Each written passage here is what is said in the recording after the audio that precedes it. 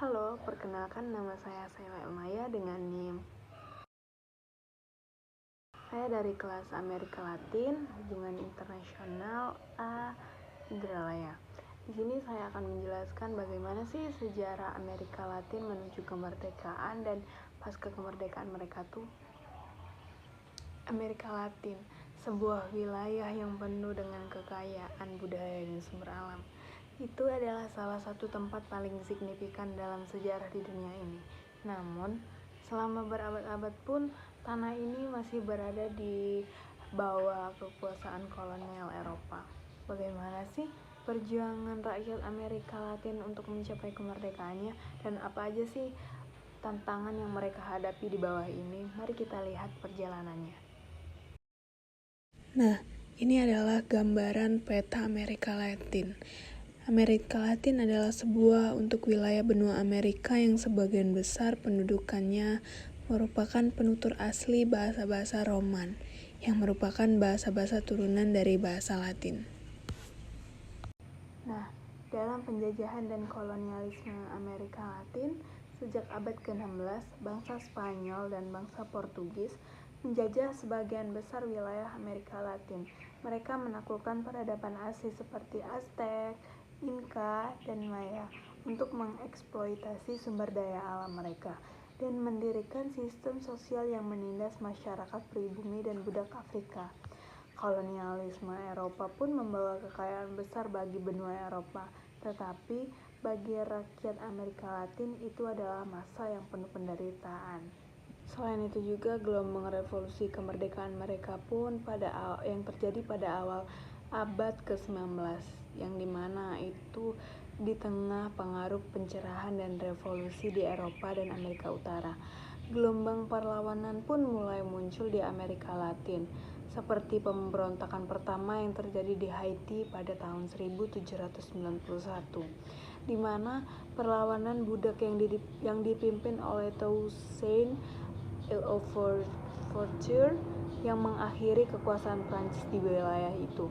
Ini menjadi inspirasi bagi negara-negara lain di Amerika Latin. Tokoh-tokoh besar seperti Simon Bolivar pun yang dikenal sebagai El Libertador dan Jose memimpin pemberontakan melawan kekuasaan Spanyol. Bolivar pun berhasil membebaskan wilayah yang sekarang menjadi Venezuela, Colombia, Ekuador, Peru, dan Bolivia. Di selatan, Jose pun memainkan peran kunci dalam kemerdekaan Argentina, Chile, dan Peru. Kemerdekaan ini pun mulai diraih di berbagai negara, termasuk Meksiko, yang dipimpin oleh tokoh seperti Miguel Hidalgo dan Jose Maria.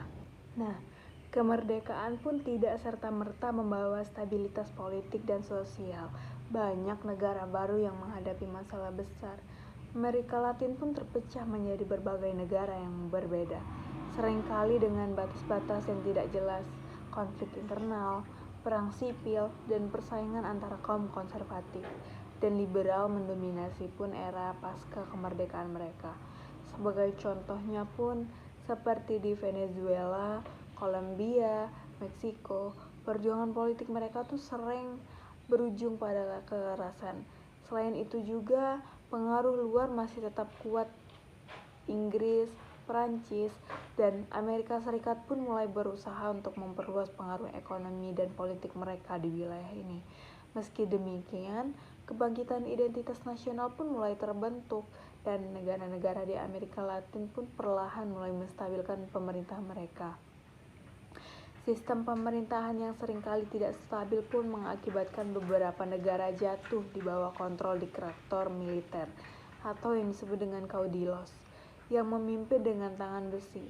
Kekacauan ekonomi, korupsi, dan pengaruh asing membuat perjalanan menuju kemerdekaan penuh dengan tantangan.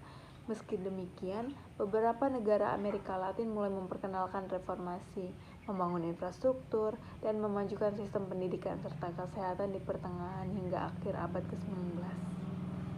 Jadi, singkatnya, sejarah kemerdekaan Amerika Latin adalah kisah tentang perjuangan, keberanian, dan harapan dari perlawanan terhadap kolonialisme hingga membangun negara-negara baru.